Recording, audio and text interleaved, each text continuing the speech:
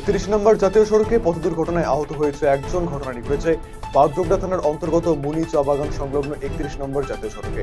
ঘটনার খবর পেয়ে ঘটনাস্থলে পৌঁছায় বাগডোগরা থানার পুলিশ পৌঁছে গাড়ি দুটিকে উদ্ধার করে নিয়ে বাগডোগরা থানায় নিয়ে যায়।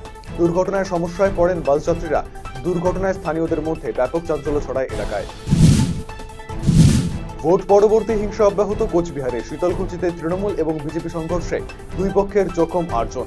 শীতলকুচি ব্লকের পশ্চিম গোসাইরহাট এলাকার ঘটে এই সংঘর্ষের ঘটনার তদন্তে নেমেছে শীতলকুচি থানার পুলিশ। রায়গঞ্জ বালুরঘাটে প্রচারে এসেই জয় শ্রীরাম স্লোগান শুনতে হলো ঘাটালের তৃণমূল প্রার্থী তথা অভিনেতা দেবকে। তবে গলা মিলিয়ে স্বাগত জানালেন বিজেপি কর্মীকে। দেব জানিয়েছেন, মানুষ যেন তৃণমূলের পক্ষে ভোট দেয়। মহামাটি মানুষ নেত্রী মমতা বন্দ্যোপাধ্যায় মানুষের উন্নয়নে অনেক কাজ করেছে।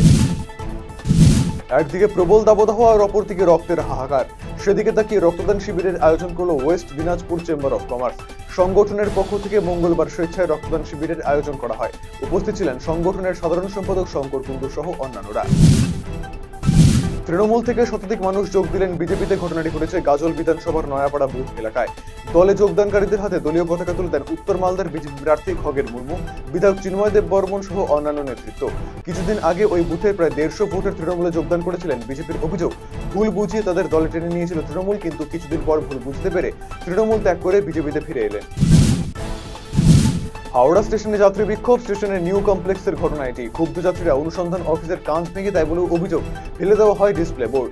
যাত্রী বিক্ষোভের খবর পেয়ে ছুটে আসে আরপিএফ। পরবর্তীতে দক্ষিণ পূর্ব রেলের আধিকারিকেরা এসে ট্রেন ছাড়ার পরবর্তী সময়সূচি জানালে পরিস্থিতি স্বাভাবিক হয়।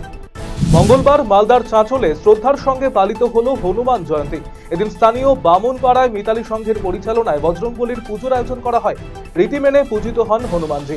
পুজো শেষে ভক্তদের মধ্যে প্রসাদ বিতরণ করা হয় আয়োজকদের তরফে। এবারে লোকসভা নির্বাচনে দার্জিলিং লোকসভা কেন্দ্রের বিজেপি প্রার্থী রাজু বিস্তাকে সমর্থনের কথা জানালেন বিনয় তামাং। এ ব্যাপারে ইতিমধ্যেই বিনয় তামাংয়ের একটি খোলা চিঠি প্রকাশ্যে এসেছে। বিভিন্ন দল ছেড়ে তৃণমূলে যোগ দিলেন শতাধিক কর্মী সমর্থক। সোমবার রাতে যোগদান কর্মসূচিটি অনুষ্ঠিত হয়েছে মালদার হরিশ্চন্দ্রপুরের সাতলিচক পঞ্চায়েতে। এদিন চিরুনিমোড়, বাসুদেবপুর এবং তিমিরপুরা বুথের যোগদানকারীদের হাতে তৃণমূলের দলীয় পতাকা তুলে দেন উপস্থিত নেতৃত্ব। জেলা পরিষদের সদস্য বুলবুল খান সহ অন্যান্য নেতৃত্ব এদিনের এই কর্মসূচিতে উপস্থিত ছিলেন। ভোটের আগেই দলবদলের জেরে উজ্জীবিত ঘাসফুল শিবির। তাদের দাবি, এলাকায় দলীয় সংগঠন আরও মজবুত হলো। লোকসভা নির্বাচনের প্রাক্কালে মঙ্গলবার মালদায় এলেন স্বরাষ্ট্রমন্ত্রী অমিত শাহ। এদিন দক্ষিণ মালদায় বিজেপি প্রার্থী শ্রীরূপা মিত্র চৌধুরীর সমর্থনে ইংরেজবাজারে রোড শো করলেন কেন্দ্রীয় স্বরাষ্ট্রমন্ত্রী। এদিন মালদা কলেজ সংলগ্ন রবীন্দ্র মূর্তির পাদদেশ থেকে হুডখোলা গাড়িতে চেপে রোড শো শুরু করেন শাহ। তার সঙ্গে ছিলেন দক্ষিণ মালদার বিজেপি প্রার্থী শ্রীরূপা দেবী। ঢাকঢোল সহযোগে আয়োজিত হয় এই বর্ণাঢ্য শোভাযাত্রা। এদিন শাহকে দেখতে রাস্তার দুধারে প্রচুর মানুষ ভিড় জমান। এরপর পোস্ট অফিস মোড়ে এসে শেষ হয় রোড শো। সেখানে একটি সভাও করেন তিনি। বুধবারই প্রচারের শেষ দিন, ফলে ভোটের হাতে গোনা কয়েকদিন বাকি থাকতে প্রচারের শেষ মুহূর্তে ঝড় তুলেছেন প্রার্থীরা। মঙ্গলবার তীব্র দাবদাহের মধ্যে হুডখোলা গাড়িতে চেপে রোড শো করে নির্বাচনী প্রচার সারলেন সুকান্ত মজুমদার। এদিনের এই রোড শোতে বিজেপি কর্মীদের উৎসাহ উদ্দীপনা ছিল চোখে পড়ার মতো। দলের পতাকা হাতে প্রচারে সামিল হয়েছেন তারা। ধর্মতলা শহীদ মিনারে তাদের ভবিষ্যৎ কি, সেটা নিয়ে আজকের এই জমায়েত। হাইকোর্টের রায়কে চ্যালেঞ্জ জানিয়ে সুপ্রিম কোর্টে যাওয়ার সিদ্ধান্ত আজকের জমায়েত থেকে। আজ তারা এখানে এসেছেন কারণ তারা চাকরি হারিয়েছেন।